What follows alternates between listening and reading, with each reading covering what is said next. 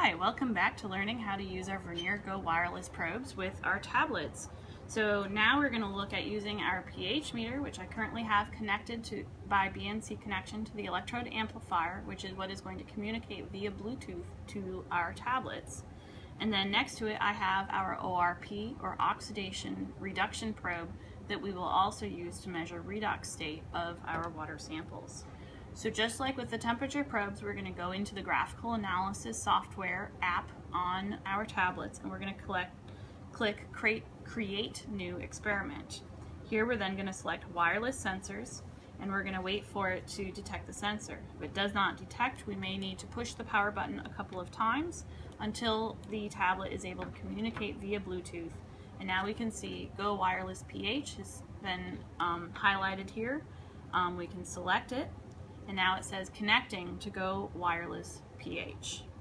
It says add volume column for titration, and we're not doing any titration experiments in this course, so we will select no. Now we have a graph that has a blank graph with pH on the y-axis.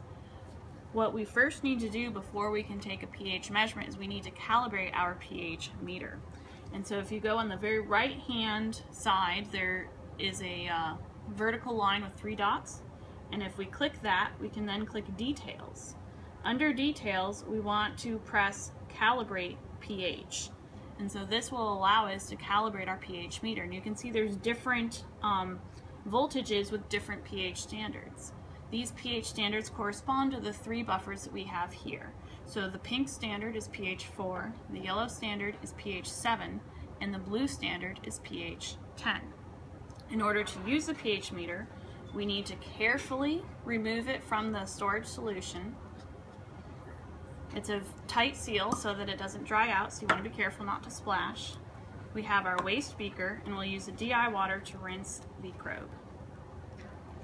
Once it is rinsed, then we're going to put it in one of our standard buffer solutions. So let's do pH 4 first. So we are now going to put the probe into the pH 4 buffer solution. And now we are going to click New Calibration, and we are going to add our pH. So when the voltage stabilizes, you can see this line voltage gives you a number here. And so when that number appears to stabilize and that you're not seeing a lot of variation, that's when you would click Add, which means you have now recorded that particular voltage to match to the buffer solution. Now we need to do the same thing for pH 7. So we're going to take our pH meter out of our buffer solution, close the cap, rinse it off because we don't want to mix our buffer standards, and now we're going to insert it into our pH 7 solution, which is the yellow one. Now in there we're going to wait again for our line voltage to stabilize. So it may take a few seconds to do so. It may not necessarily be instantaneous. Once it has stabilized, in that you don't see the number changing nearly as much, then you can go ahead and click Add. Now that voltage is net. So what we're doing is we're checking how the electrical signal from the probe is dependent on the different pH standards. So when we then read that signal from our samples, the app will convert that to the pH for us so that we can get a pH reading. Next, we're going to then do it with the pH 10, or the blue buffer solution. So again, we are going to take our rinse beaker with our DI water, we're going to rinse our probe, shake it off, and then we are going to insert it into the pH 10 buffer solution. Now we get a new line voltage that we now need to wait to stabilize. And once it has stabilized, then we will click Add again under the pH 10 button. Now you have options of cancel or save, so you'll want to press Save. We now have a freshly calibrated pH meter, and this needs to be done every day that we use a pH meter. Now we can then hit OK on our details and go back to our screen. Just like with the temperature probe, we can hit those 3 horizontal lines again and choose meter, so then we can get a very nice clear reading of our pH. As you can see, since our pH meter is still in the pH 10 buffer standard solution, it is reading to us 10.03, which is within the accuracy of this particular pH probe. Now, in order to take a reading, simply all that we will do is remove from our standard solution. We will cap our standard solution.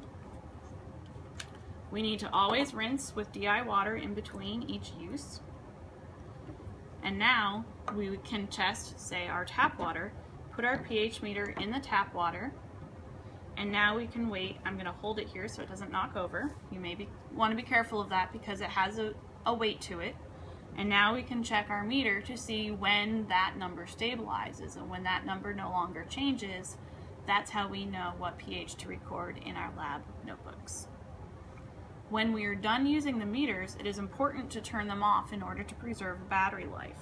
So you can simply exit out of the app by pressing the circle button at the bottom. When we are all done with our sample water, we can rinse off our probe, and we will want to put it back into its storage solution. This is a special solution that keeps the pH meter working, and so it's very important that it's stored inside there when it is not in use so that the pH meter doesn't actually dry out.